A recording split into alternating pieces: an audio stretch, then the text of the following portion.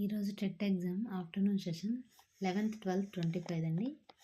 ఇక్కడ ఈరోజు తెలుగులో వచ్చిన క్వశ్చన్స్: విధం, వికృతి, విధం, రుణార్ణనం సంధి వచ్చింది, అది రుణం ప్లస్ రుణం వృద్ధి సంధి.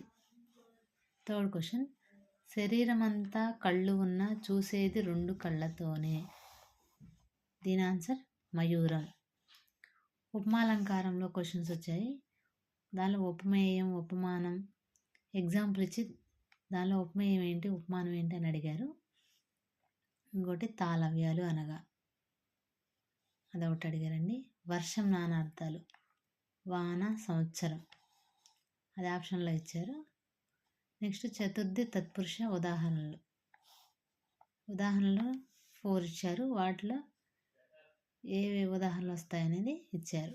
నెక్స్ట్ ఘన విభజన, ఒక లైన్ ఇచ్చేసి దానిలో అక్షరాలతో ఘన విభజన చేసి దాన్ని ఐడెంటిఫై చేయమన్నారు.